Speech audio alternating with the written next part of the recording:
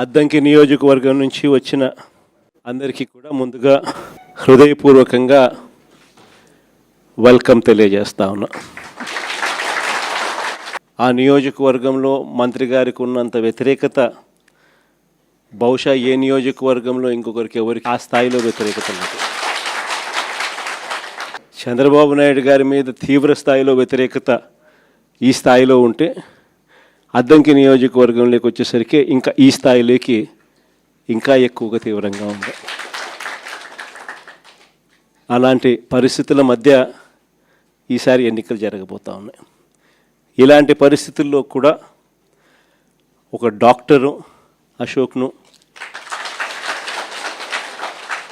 మీ అందరికీ కూడా ముందుగానే ఎన్నికలు చాలా దూరంగా ఉండగానే అశోక్ని తీసుకొని రావడం, తాను కూడా డాక్టర్గా మంచి పేరు సంపాదిస్తూ ప్రతిపక్షంలో ఉన్నప్పుడు, అందులో చంద్రబాబు నాయుడు గారి లాంటి రాక్షస రాజ్యంలో యుద్ధం చేస్తూ ఉన్నప్పుడు కేసులు ఉంటాయని తెలిసి, హెరాస్మెంట్ ఉంటుందని తెలిసి, కార్యకర్తలకు ఇలాంటి సమయంలోనే ఇంకా తోడుగా అండగా ఉండడానికి ఇంకా శ్రమ పడవలసి వస్తుందని తెలిసి కూడా అశోక్ ముందుకు వచ్చినాడు. ఎన్నికలప్పుడు చంద్రబాబు నాయుడు అన్న మాటలు ఏమిటి, ఎన్నికలు అయిపోయిన తర్వాత చంద్రబాబు నాయుడు గారు చేస్తూ ఉన్న పాలన ఏమిటి అని చెప్పి ఏ చిన్న పిల్లాడిని అడిగినా కూడా ఈరోజు రాష్ట్రంలో చెప్పగలుగుతున్నాడు. ఎన్నికలప్పుడు ఆయన చెప్పిన మాటలు చూస్తే జగన్ ఇచ్చేటివి అన్నీ చేస్తాను, కాక సూపర్ 6 సూపర్ 7లు అని చెప్పాడు. ఎన్నికలు అయిపోయాయి, చంద్రబాబు నాయుడు గారి మేనిఫెస్టో చెత్తబుట్టలోకి వెళ్ళిపోయింది. కరెక్ట్గా ఇవే మాటలు ఎన్నికలప్పుడు మొత్తుకొని చెప్పిన ప్రతి మీటింగ్లో, చంద్రబాబు నాయుడు గారిని నమ్మడము అని అంటే పులి నోట్లో తలకాయ పెట్టడమే స్వామి అని చెప్పి మొత్తుకొని చెప్పిన నేను ఎన్నికలకు ముందు. అయినా కూడా చంద్రబాబు నాయుడు గారి అబద్ధాలకు మోసాలకు ఏదో పొరపాటున కాస్త తలొగ్గడం జరిగింది.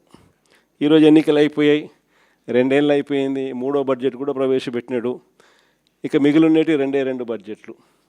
ఈరోజు పరిస్థితి ఏమిటి అని చెప్పి చూస్తే, జగన్ ఉన్నప్పుడు ఇస్తా ఉన్న అన్ని స్కీములు రద్దయిపోయినాయి. జగన్ ఇస్తాడన్న స్కీములు కాక సూపర్ 6 సూపర్ 7 అన్నోడు ఎన్నికలు అయిపోయిన 2 ఏళ్ళ తర్వాత పరిస్థితి ఏమిటి అని చెప్పి చూస్తే, జగన్ ఇస్తా ఉన్న స్కీములన్నీ పూర్తిగా రద్దయిపోయినాయి. ఈయన సూపర్ 6 సూపర్ 7 అని చెప్పి ఇస్తాననేటివన్నీ కూడా మోసాలుగా తేలిపోయినాయి. మన హయాంలో మనం దాదాపుగా 3,30,000 కోట్ల రూపాయలు మనం అప్పులు తెస్తే, 5 ఏళ్ళు కలిపి 3,30,000 కోట్లు అప్పు చేస్తే, అందులో 2,73,000 కోట్లు నేరుగా బటన్లు నొక్కడం, నా అక్క చెల్లెమ్మల కుటుంబ సభ్యుల ఖాతాల్లోకి నేరుగా వెళ్ళిపోవడం. ఏకంగా 2,73,000 కోట్ల రూపాయలకు సంబంధించి ఆధార్ నెంబర్లతో సహా, బ్యాంక్ అకౌంట్ డీటెయిల్లతో సహా మనం చెప్పగలుగుతాం ఎవరెవరికి దగ్గర ఎంతెంత డబ్బులు పోయినాయని చెప్పి. చంద్రబాబు నాయుడు గారు 2 ఏళ్ళు కూడా గడవక మునిపే ఆయన చేసిన గ్రాస్ అప్పులు, ఆయన చేసిన కాంట్రాక్టెడ్ అప్పులు ఇవి చూస్తే 3,37,000 కోట్లు దాటిపోయినాయి. కానీ జగన్ చేస్తా ఉన్న స్కీములు లేవు, ఈయన ఇస్తానన్న సూపర్ 6 లేదు, సూపర్ 7లు లేవు. మరి డబ్బంతా ఏమవుతా ఉంది, ఎవరి జోబులు లేకపోతా ఉంది? ఇది నిజంగా ప్రతి ఇంట్లో కూడా చర్చనీయాంశంగా మారింది. జగన్ ఎలా చేయగలిగినాడు, చంద్రబాబు నాయుడు అనే వ్యక్తి ఎందుకు చేయలేకపోతా ఉన్నాడు అని. కారణం చాలా సింపుల్. చంద్రబాబు నాయుడు గారి హయాంలో జరుగుతూ ఉన్నది ఏమిటి అని అంటే, దోచుకోవడము, పంచుకోవడము, తినుకోవడము. డిపిటి, దోచుకోవడము, పంచుకోవడము, తినుకోవడం, ఇది జరుగుతూ ఉంది. అదే జగన్ హయాంలో ఏం జరుగుతూ ఉన్నది, బటన్లు నొక్కడం, నేరుగా నా అక్క చెల్లెమ్మల కుటుంబాల ఖాతాలోకి నేరుగా వెళ్ళిపోతూ ఉండేది. తేడా అంతకన్నా ఇంకేం లేదు. రాష్ట్రానికి సంబంధించి రావాల్సిన రాబడులు, రాష్ట్రానికి సంబంధించి రావాల్సిన ఆదాయాలు ఈరోజు రాష్ట్రానికి రావడంలా. రాష్ట్ర ఖజానాకి డబ్బులు రాకుండా చంద్రబాబు నాయుడు గారి జోబుల్లోకి ఆయన ఎమ్మెల్యే వాళ్ళ జోబుల్లోకి, వాళ్ళ బినామీల జోబుల్లోకి, వాళ్ళ మనుషుల జోబుల్లోకి ఖజానాకు రావాల్సిన డబ్బులు పక్కదోవ పడతా ఉన్నాయి. ఈరోజు ఎక్కడ చూసినా కూడా అవినీతి. లిక్కర్ దగ్గర నుంచి మొదలు పెడితే, గ్రామాల్లో లిక్కర్ మాఫియా దగ్గర నుంచి మొదలు పెడితే రాష్ట్రానికి సంబంధించిన ఆదాయాలు రాష్ట్రానికి రావు. ఎంఆర్పి రేటు కన్నా 20 రూపాయలకు 10 రూపాయలు ఎక్కువ రేటుకి అమ్ముతూ ఉన్నారు. డబ్బు ఎక్కడికి పోతా ఉంది అని అంటే గవర్నమెంట్కి రావడంలా, వీళ్ళ జోబీల్లో నుంచి గవర్నమెంట్కి రావాల్సిన డబ్బులు వీళ్ళ జోబీల్లోకి పక్కదారు. లిక్కర్ మాఫియా దగ్గర నుంచి మొదలు పెడితే ఇసుక, మట్టి, సిలికా, క్వాడ్స్, లాటరైటు, గ్రెనైటు, ఇవే కాదు అధిక రేట్లకు పీపీఏలు, పవర్ పర్చేస్ అగ్రిమెంట్లు. మనం ₹2.49 మనం రైతులకు మేలు జరగాలని 25 ఏళ్ల పాటు రైతులకు ఉచిత కరెంటు ఖచ్చితంగా ఉండాలి అని, దాన్ని ప్రభుత్వం మీద భారం పడకుండా ఉండాలనే ఉద్దేశంతో ₹2.49కే మనం పీపీఏ చేస్తే, నానా యాగి చేసిన వాళ్ళు ఈరోజు చూస్తే పీపీఏలు ఏ రేటుకి చేస్తూ ఉన్నారు? ₹4.60 చేస్తూ ఉన్నారు. ఎక్కడ ₹2.49, ఎక్కడ ₹4 చిల్లరకు జరుగుతూ ఉంది ఈరోజు పీపీఏలు. ఇష్టం వచ్చినట్టుగా దోచుకో, పంచుకో, తినుకో. అమరావతిలో కట్టడాలు చూస్తే స్క్వేర్ ఫీట్కు ₹11,000 అడుక్కు. హైదరాబాద్ కానీ, బెంగళూరు కానీ, చెన్నై కానీ, మహానగరంలోకి పోయి వెళ్ళి కట్టినా కూడా 5 స్టార్ రెసిడెన్షియల్ కాంప్లెక్సెస్, 5 స్టార్ లాబీలతో ఉండేది కట్టడానికి కూడా అడుక్కు 4,000 కాదు. ఈడ చూస్తే అమరావతిలో అడుక్కు 11,000. ఎక్కడ చూసినా అవినీతే. ఇంకా భూముల విషయంలో నేను చెప్పాల్సిన పనిలే. శనిక్కాయలకు, బెల్లాలకు వాళ్ళకి ఇష్టం వచ్చిన వాళ్ళకి ఇస్తూ ఉన్నారు. ఏకంగా ఇలా బంధువు బాలకృష్ణ అల్లుడు 5,000 కోట్ల రూపాయలు విలువ చేసే భూమిని నేరుగా వీళ్ళకి ఇష్టం వచ్చినట్టు శనిక్కాయలకు, బెల్లాలకు కట్టబెడతా ఉన్నారు. ఈ రకంగా రాష్ట్రానికి సంబంధించిన ఆదాయాలు ఏవి కూడా రాష్ట్రానికి రాకుండా అన్ని రకాలుగా కూడా దోచుకోవడము, దోచుకున్నది తినుకోవడమే జరుగుతూ ఉంది. ఇంకా ఆశ్చర్యం విషయం ఏంటో తెలుసా? అసలు రాష్ట్రంలో పరిపాలన అనేది ఎక్కడ తాగడంలా, వ్యవస్థలన్నీ కూడా మొత్తం కుప్పకూలిపోయినాయి. ఈరోజు పిల్లల చదువుల గురించి ఎవరు పట్టించుకోవడంలా, ఫీజు రీయింబర్స్మెంట్ అందక ఏకంగా ఫీజులు కట్టలేని పరిస్థితిలో పిల్లలు చదువులు మానేస్తూ ఉన్న పరిస్థితులు ఈరోజు మొట్టమొదటిసారిగా చూస్తూ ఉన్నాం. వైద్యం గురించి నేను చెప్పాల్సిన పనుల దాదాపుగా 3,000 చిల్లర కోట్ల రూపాయలు రాక నెట్వర్క్ హాస్పిటల్స్ అన్నీ కూడా బోర్డు తిప్పేసి ఆరోగ్యశ్రీ పేషెంట్లకు వైద్యం చెయ్యమని చెప్పి నిర్మోహమాటంగా చెప్తూ ఉన్నాయి. ఈరోజు పరిస్థితి విద్య తెరమరుగైపోయింది. నాడు నేడు కనపడ్డంలా, బడులలో ఇంగ్లీష్ మీడియం కనపడ్డంలా, బడులలో గోరుముద్ద క్వాలిటీ తగ్గిపోయింది, బడులలో ట్యాబులు ఇచ్చే పరిస్థితి లేకుండా పోయింది. 3వ తరగతి నుంచే టోఫుల్ ఒక పీరియడ్గా ఇంగ్లీష్లో బోధన చేసే పరిస్థితులు ఈరోజు రాకుండా పోయాయి. చదువులు పూర్తిగా తిరోగమనంలోకి వెళ్ళిపోయాయి. గవర్నమెంట్ బడులలో పిల్లలు జాయిన్ కావడంలా. విద్య పరిస్థితి అది, వైద్యం పరిస్థితి ఇది. రైతుల పరిస్థితి చూస్తే ఏ పంటకు కూడా ఈరోజు కనీసం గిట్టుబాటు ధరలు రాని పరిస్థితిలోకి ఏ పంటకు రాని పరిస్థితి. అంతటి దారుణంగా ఈరోజు వ్యవసాయం జరుగుతూ ఉంది. రైతుల గురించి పట్టించుకునే పరిస్థితి లేదు. మరీ ముఖ్యంగా యుద్ధం పేరు చెప్పి వంట నూనె కేజీ ₹40 ఇప్పటికే పెంచేసినారు. పప్పుల ధరలు ఇప్పటికే కేజీ ₹15 నుంచి ₹20 పెరిగిపోయింది. ఉచిత గ్యాస్కు దిక్కు లేదు. కానీ ఈ మనిషి ఈరోజు గ్యాస్ కొనాలనుకున్నా కూడా బ్లాక్లో 2,000 ఇస్తావా, ₹3,000 ఇస్తావా అని చెప్పి అడిగే పరిస్థితిలోకి ఇప్పుడే వెళ్ళిపోయింది. ఒకవైపున గ్యాస్ పరిస్థితే, ఈయన గ్యాస్ మాటలతో, గ్యాస్ లైటింగ్తో ఇప్పటికీ ఈ పరిస్థితి ఉంటే, ఈ పెద్ద మనిషి ఇప్పుడు కిరోసిన్ ఇస్తాడంట. 1 లీటర్ కిరోసిన్ ఇస్తాడు, పండగ చేసుకోమంటాడు.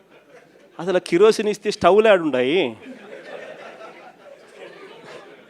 అందరికీ గ్యాస్ స్టవ్లు ఉన్న పరిస్థితి నుంచి ఇప్పుడు కిరోసిన్ స్టవ్లు లేవు. ఈయన 1 లీటర్ కిరోసిన్ ఇస్తా, పండగ చేసుకోమంటాడు. యుద్ధం పేరు చెప్పి గుడ్ల రేట్లు కూడా పడిపోయిన పరిస్థితిలో ఈరోజు రైతు అల్లాడుతూ ఉన్నాడు. మొక్కజొన్న క్వింటాలు 1,400 కొనే నాతుడు లేడు. కొక్కోకు ధర లేదు, శనగ పంటకు ధర లేదు, అరటి పంటకు ధర లేదు, టమాటో పంటకు ధర లేదు. రైతుల పరిస్థితి ఇది. అయినా పాలన మీద ఏమాత్రం ధ్యాస లేదు.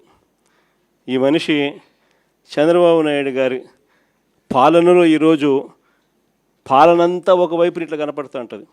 మాటలు చూస్తే మాత్రం కోటలు దాటుతాయి. ఈ మధ్యకాలంలో మీ అందరికీ కూడా గుర్తుండే ఉంటుంది. మెటల్ స్టీల్ అని చెప్పి నక్కపల్లిలో మెటల్ స్టీల్ అని చెప్పి ఆయనేది ఇచ్చినట్టుగా దానికి బిల్డప్ ఇస్తూ దానికి ఒక అడ్వర్టైజ్మెంట్ ఇస్తూ దాని గురించి ఈ మధ్యకాలంలో పెట్టాడు. నాకు ఆశ్చర్యం అనిపించింది అసలు. అయ్యే చంద్రబాబు నాయుడు క్రెడిట్ చోరీకైనా క్రెడిట్ దోపిడీకైనా ఒక హద్దు పొద్దు ఉండాలి. ఇదే మిట్టల్, ఇదే ఆదిత్య మిట్టల్ అనే ఇదే మిట్టల్ వాళ్ళు నేను డావోస్ 2022లో డావోస్ పోయినప్పుడు నన్ను కలిసినారు. కలిసి వాళ్ళు అప్పట్లోనే గ్రీన్కో ప్రాజెక్టులో దాదాపుగా 4,800 కోట్ల రూపాయలు కర్నూలులో కడతా ఉన్న పంప్ స్టోరేజ్ ప్రాజెక్టులో భాగం తీసుకొని గ్రీన్కోలో 4,800 కోట్ల రూపాయలు పెట్టుబడులు పెట్టడానికి ఆ రోజుట్లో డావోస్లో అప్పుడే నా సమక్షంలోనే అవగాహన కుదురుంది. అది కాక అప్పట్లోనే ఎస్ఆర్ స్టీల్ వీళ్ళు కొనుగోలు చేసి దాంట్లో ఎక్స్పాన్షన్ కూడా పోతూ 1,000 కోట్ల రూపాయలు పెట్టుబడి పెట్టేదానికి కూడా ఆ రోజే నా సమక్షంలోనే అది కూడా జరిగింది. ఇది కాక వీళ్ళను కొత్త స్టీల్ ప్లాంట్ పెట్టడానికి అడుగులు ముందుకు వేయండి అని చెప్పి ఆహ్వానించింది నేను. రాష్ట్రానికి ఆహ్వానించి రమ్మని చెప్పి వాళ్ళని చెప్పి వాళ్ళు అధికారులకు కూడా చెప్పిన వాళ్ళు వస్తున్నారు, వాళ్ళకి ఎక్కడెక్కడ మనం భూములు ఇవ్వగలుగుతామో చూపించండి అని చెప్పి వాళ్ళు రావడము. మన అధికారులు ఫస్ట్ కాకినాడ SCZలో భూములు చూపించినారు, తర్వాత మూలపేటలో వీళ్ళు రావడానికి భూములు చూపించారు, తర్వాత నక్కపల్లిలో మన హయాంలోనే వీళ్ళకి భూములు చూపించినారు. చూపించిన తర్వాత నక్కపల్లిలో వీళ్ళు ఎన్నికలకు మునిపే రావడము, నక్కపల్లిలో భూములు కూడా చూసుకోవడము, భూములు వాళ్ళకు నచ్చడము, అక్కడ ఆల్రెడీ అప్పటికే APIC భూములు మన దగ్గర ఉన్నాయి. ఆ భూముల్లో నుంచి వీళ్ళకి 2,200 ఎకరాలు మనం అప్పటికే సూత్రప్రాయంగా వీళ్ళకి ఇవ్వడం కూడా జరిగింది. సూత్రప్రాయంగా ఇచ్చేదానికి అడుగులు ముందుకు కూడా వేశాం. ఈ లోపల ఎన్నికల కోడ్ వచ్చింది. ఇది జరిగింది. ఇక్కడ చూస్తే ఎన్నికలు అయిపోయిన తర్వాత చంద్రబాబు నాయుడు గారు మనం అంత దూరం తీసుకొచ్చిన ప్రక్రియను ముందుకు తీసుకుపోయినాడు. అంతే ఈయన చేసింది. ఓ జూమ్ కాల్ పెట్టుకున్నాడు, మాట్లాడినాడు, అంతే. ఇప్పుడు చూస్తే పేపర్ చూస్తే ఏమనిపిస్తుంది, అసలు మిట్టల్ అనేవాడు చంద్రబాబు నాయుడు సుందర ముఖార విందాన్ని చూసి వచ్చినట్టుగా బిల్డప్. ఆ గూగుల్ కూడా అంతే, అప్పుడు కూడా అంతే. అదాన్ని తీసుకొచ్చింది మనం, గూగుల్ని తీసుకొచ్చింది మనం. ఏదన్నా చూసుకో. చివరికి ఆశ్చర్యం కలిగించే విషయం ఏమిటనంటే ఇదే నక్కపల్లిలో 2023లోనే మనకు బల్క్ డ్రగ్ పార్కు 13 రాష్ట్రాలతో మనం పోటీపడి కేంద్ర ప్రభుత్వం కూడా బల్క్ డ్రగ్ పార్కు కట్టడానికి సహాయ సహకారాలు అందించేందుకు 1,000 కోట్ల రూపాయలు డబ్బులు కూడా ఇచ్చేందుకు కూడా ముందుకు వచ్చి వాళ్ళు అడుగులు ముందుకు వేసినారు 2023లోనే. మనకు అది నక్కపల్లిలో దానికి సంబంధించిన ల్యాండ్ కూడా వాళ్ళకు చూపించి 13 రాష్ట్రాలతో పోటీపడి మనం ఆ బల్క్ డ్రగ్ పార్క్ కూడా తీసుకొచ్చినాం రాష్ట్రానికి. ఇప్పటికీ 2023లో పార్క్ తీసుకొచ్చినాము. ఇప్పుడు చంద్రబాబు నాయుడు వచ్చి 2 సంవత్సరాలు అయిపోయింది. ఇప్పటికీ ఆ బల్క్ డ్రగ్ పార్కు అడుగులు ముందుకు పడ్డంలా కొన్ని లక్షల కోట్ల పెట్టుబడులు, కొన్ని వేల ఉద్యోగాలు కార్యక్రమం దానివల్ల జరుగుతుంది. అట్లాంటిది అక్కడ కూడా అడుగులు ముందుకు వేయడంలా వెనక్కి పోయింది. దాన్ని మళ్ళీ కాంప్లికేట్ చేస్తూ అక్కడ ఉన్న ల్యాండ్ సరిపోతుంది, ఆ ల్యాండ్ సరిపోదని చెప్పి ఇంకా ఎక్కువ ల్యాండ్ కావాలని చెప్పి ఇంకా అడుగులు ముందుకు వేసినారు. వేసేసరికి కథ రివర్స్ అయింది. ఇట్లా ప్రతి దాంట్లోనూ కూడా అడుగులు ముందుకు వేయాల్సిన చోట ఈయనే కాంప్లికేషన్స్ క్రియేట్ చేస్తాడు, చేసి ఈయనే దాన్ని వెనక్కి తీసుకొని పోతాడు. ఇంతెందుకు, మన హయాంలోనే 3 పోర్టులు కడతా ఉన్నాం. మీ అందరికీ కూడా తెలిసిందే. రామాయపట్నం పోర్టు దాదాపుగా 80% మన హయాంలోనే పూర్తి చేసినాం. ఇంకా ఈ మిగిలింది 20%. మూలపేటలో మన హయాంలోనే పోర్టు 30% పూర్తి చేసినాం. మన హయాంలోనే ల్యాండ్లు పూర్తి చేసినాం, పర్మిషన్లు పూర్తి చేసినాం, ఫైనాన్షియల్ క్లోజర్ పూర్తి చేసినాం, డబ్బులకు ఇబ్బంది లేకోకుండా దానికి సపరేట్ బ్యాంక్ అకౌంట్ క్రియేట్ చేసి సపరేట్గా దానికి లోన్ శాంక్షన్ చేసి సపరేట్గా దానికోసం చేసినాం. మూలపేట అయినా, రామాయపట్నం పోర్ట్ అయినా, లేదా మచిలీపట్నం పోర్ట్ అయినా. మచిలీపట్నం కూడా 30% పూర్తి అయిపోయింది మన హయాంలోనే. ఈ రోజుకి 2 ఏళ్ళు అయిపోయింది. అన్ని చోట్ల పనులు ఆపేసినాడు. వీళ్ళకి సంబంధించిన వాళ్ళకి సబ్ కాంట్రాక్టులు, వీళ్ళకి సంబంధించిన వాళ్ళకే వాళ్ళని తప్పించి కాంట్రాక్ట్, వీళ్ళకి సంబంధించిన వాళ్ళకి కాంట్రాక్టులు ఇప్పించుకోవడంతో కనీసం అదన్న పనులు జరుగుతున్నాయంటే లేదు, అది కూడా అయిపోయినా. ఏమంటే తొందరగా పని అయిపోతే జగన్ క్రెడిట్ వస్తుంది కాబట్టి పని ఆపు. పనులు ఆపి ఆడ చుట్టుపక్కల భూములు మళ్ళా వీళ్ళ మనుషుల చేత కొనుగోలు చేయించే కార్యక్రమాలు. మచిలీపట్నంలో వాళ్ళు మొత్తుకుంటున్నారు. ఉన్నదానికి ఆల్రెడీ ల్యాండ్ ఇచ్చినాం, ఆల్రెడీ పోర్టు జరుగుతూ ఉంది. చెన్నైలో పోర్టు ఎన్ని ఎకరాల్లో ఉంది చెన్నైలో పోర్టు? ఇక్కడ వీళ్ళకు 2000 ఎకరాల్లో పోర్టు కడతారు, పైన ఇచ్చినాం. పోర్టు కడతా ఉన్నారు, ఆపేసినాడు. ఇంకా ల్యాండ్ అక్విజిషన్ చేయాలంట. వీళ్ళ బినామీలందరినీ పంపించినాడు, భూములు కొనుగోలు చేసే కార్యక్రమం చేస్తూ ఉన్నాడు. దాని తర్వాత దాన్ని మొదలు పెడతాడంట. ప్రతి అడుగులోనూ కూడా నాకేంది అనే పద్ధతిలో రాష్ట్రాన్ని దోచుకోవడంతోనే ఈరోజు ఎక్కడ చూసినా కూడా అడుగులు జరగబడుతున్నాయి. ఇలాంటి వాతావరణంలో రేపొద్దున 2029 ఎన్నికలు జరగబోతున్నాయి. ఇంకా మీ అందరికీ కూడా ఇంకొక శుభవార్త ఏమిటి అని అంటే, రాష్ట్రంలో సీట్లు కూడా పెరుగుతున్నాయి. 175 కాస్త 263 స్థానాలకు ఏకంగా 50% పెంచి 263 స్థానాలకు పోతున్నాం. పార్లమెంటు స్థానాలు కూడా 25 నుంచి ఏకంగా 38 స్థానాలకు పార్లమెంటు స్థానాలు కూడా పెరుగుతూ ఉన్నాయి. ఎస్సీ ఎస్టీ రిజర్వ్డ్ సీట్లు కూడా 50% పెరుగుతున్నాయి. మహిళలకు 33% పూర్తిగా ఒక చట్టం ప్రకారం ఒక హక్కుగా ఈరోజు మహిళలకు 88 అసెంబ్లీలో 88 సీట్లు, పార్లమెంట్లో 13 సీట్లు ఈరోజు మహిళలకే ఈరోజు అందుబాటులోకి వచ్చే కార్యక్రమం జరుగుతూ ఉంది. ఇది నిజంగా మహిళా అభ్యున్నతికి మనము ఆ టైంలో మన గవర్నమెంట్ ఉన్నప్పుడు మనం ఏకంగా చట్టం చేసి 50% రిజర్వేషన్లు మహిళలకు లోకల్ బాడీస్లోను, మహిళలకు నామినేటెడ్ పదవుల్లోనూ, మహిళలకు నామినేషన్ మీద ఇచ్చే కాంట్రాక్టుల్లోనూ, టెంపుల్ కమిటీస్లోనూ మహిళలకు ఏకంగా చట్టం చేసి 50% మనం రిజర్వేషన్లు కల్పించిన దానికి ఒక అడుగు ముందుకు వేస్తూ మహిళలకు 33% రిజర్వేషన్స్ ఇస్తూ ఏకంగా ఈరోజు 2029లో మహిళలకు మరిన్ని సీట్లు, మరింత ఎంపవర్మెంటు మహిళలకు కూడా జరగబోతూ ఉంది. కాబట్టి ఈసారి సీట్లు ఇంతగా పెరుగుతూ ఉన్న నేపథ్యంలో కార్యకర్తల్లో నుంచి ఇంకా లీడర్షిప్ ఇంకా పెరుగుతుంది. ఇది మాత్రం అందరికీ చెప్తా ఉన్నా. కార్యకర్తల్లో ఎవరైతే పటిమ చూపించగలుగుతారో, ఎవరైతే అడుగులు వేయడానికి సిద్ధపడతారో, ఎవరైతే నాయకత్వ పటిమను గట్టిగా చూపించగలుగుతారో అందరికీ కూడా జగన్ న్యాయం చేస్తాడని చెప్పి సందర్భంగా చెప్తాను.